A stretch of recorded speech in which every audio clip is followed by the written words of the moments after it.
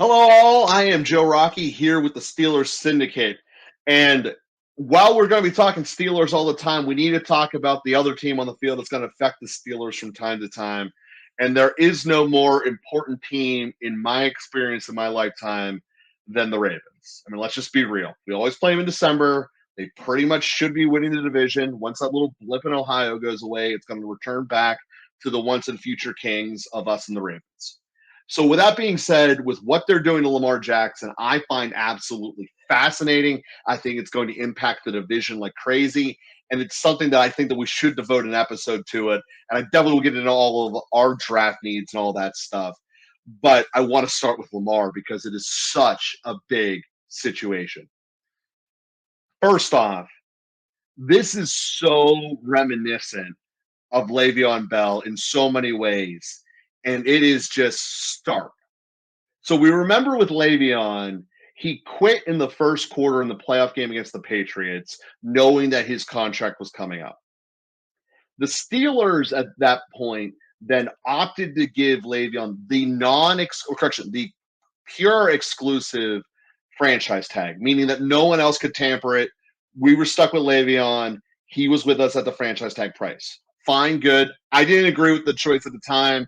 I believe if you quit on a team, you should be fired from the team. And black and white, I don't care who you are, whether you're a future Hall of Famer in Antonio Brown or whether you're Le'Veon Bell to go work on your rap career. If you quit on the team, you should no longer be part of the team. It's a black and white statement. It's something I believe for all players in the NFL, but especially for the Steelers. Why do I bring up that point about Mr. Lamar Jackson?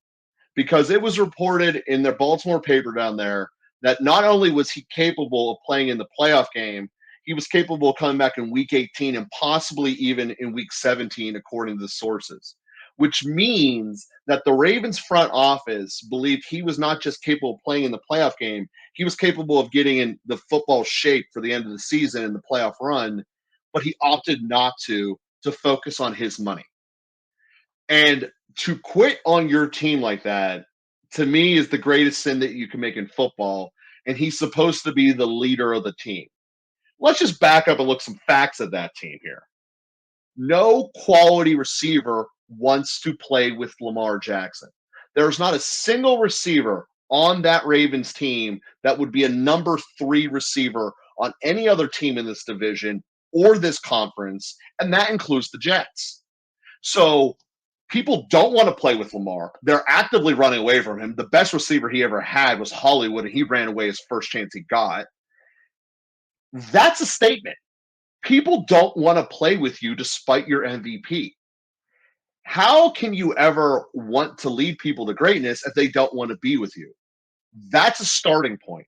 They kind of have become the receiving corps that the Pittsburgh Pirates were. We just need someone who's a warm body who's willing to take a paycheck. Well, okay, that's cool. Let's go lose 100 games again. But at the end of the day, that's a telling statement in and of itself. Lamar Jackson does not attract talent to come with him. Tom Brady was a bastard and the worst person to work with in the world, but he made you better and you won championships, and people couldn't wait to play with him. Lamar Jackson has all of the negativity of not giving you results. He might be a great person off the field, but no one wants to be with him because he can't hit the broadside of the barn. If you look at him statistically, every single year he has had less passing touchdowns, less passing yardage, and less rushing yardage. And this is for a lot of different reasons. First is that when he first started, he was basically the only running quarterback. He was so different than the rest of the league. Defense didn't know how to get ready for him. Now, roughly a quarter of the quarterbacks in the NFL are running quarterbacks. Every team needs to be prepared for them. And we look around the rest of the league, they all get hurt eventually. Kyler Murray never finishes the season. Fields in his rookie year got hurt. Lance doesn't even know how to get on the field. And Lamar has been hurt himself for the last 3 years. So when we look at the aggregate of this, he doesn't play in December. When he's physically capable, he chooses not to come back. Why did Baltimore even give him a contract? Well, there's 2 reasons for that. First is they don't want their city to burn because Lamar has become the face of it. This is like when the Pirates traded away McCutchen, but to like 20 million degrees because they actually care about the Ravens. And we can't be having the city burn. The other and probably bigger thing is the Ravens are masters in their front office of getting stuff in return. They want to get compensated for everything. And even if they recognize that Lamar is not their answer, which is what I believe they are telling the league, by giving the non exclusive franchise tag, they are allowing every other team to try to take Lamar Jackson for them, but for the set rate of 2 first-round picks. So let's play how this would go through. If you wanted Lamar, there is all the way up until basically training camp that you can sign him away from the Ravens. So, say you're one of these many teams in the NFL right now that know they need a quarterback and they want to go fishing in the draft for one, and you didn't have a chair in musical chairs. You can then give Baltimore 2 first-round picks, which would then be not this year's draft, not the upcoming draft with Joey Porter Jr. in it, but rather the following year's draft and then 3 years from now's draft. That's what Baltimore gets back. Now, where does that leave the Ravens? It would leave them with Huntley as their starting quarterback, no compensation this year, and basically giving the ball to Dobbins and hoping things work out. But the Ravens are doing this because if they're getting rid of Lamar Jackson, they need to have compensation for it. That's how their mindsets are.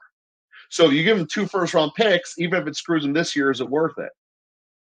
Well, they have a defense that is like the old Ravens. That front seven is amazing.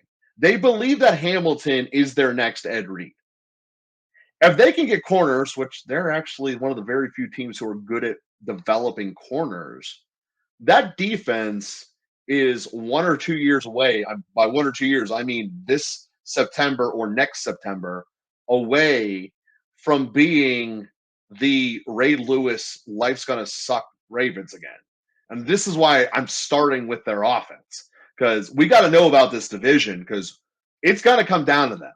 They're not going to continually get burned by Jamar Chase and just be okay with that. But they don't have an offense. They don't have an offense. I mean, we saw what this was like with Duck. 13 points a game. TJ Watt's an MVP. He's the greatest player in the NFL. I'm not fighting any of that, but 13 points is a hard bar to get through over and over again. And refer back to Matt Canada, can't score more than 13 points the night we retire Franco's jersey. That's pathetic. Side story. But Baltimore could be in a huge, huge problem because they aren't willing to leave Lamar Jackson without the price tag. And here's the worst thing that can happen, in my opinion, or the best thing for the Steelers, depending on which side you're looking at this from. From the Steelers side, no one signs Lamar. No one signs Lamar. We're now in training camp. Lamar knows no one wanted him. Lamar doesn't want to play hurt. What's keeping him from fully pulling a Le'Veon Bell? Le'Veon said all the right stuff too. Till it came time to put on pads.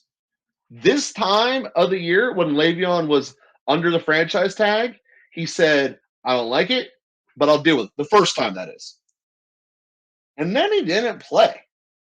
He didn't go to training camp, and he didn't play in September.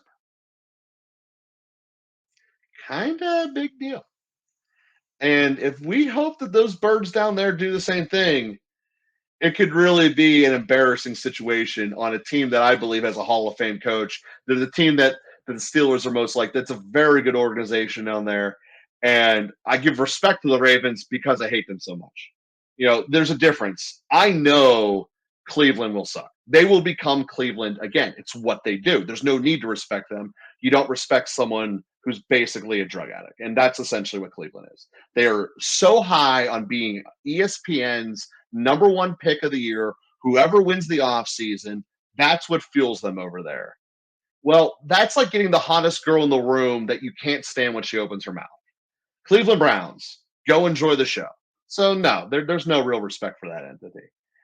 And in Cincinnati, it's great that they finally come around, but I know they're going to Bengals it up when it matters. And that's why I'm so surprised that they made the Super Bowl here. I'm like, damn, like Jamar Chase is good.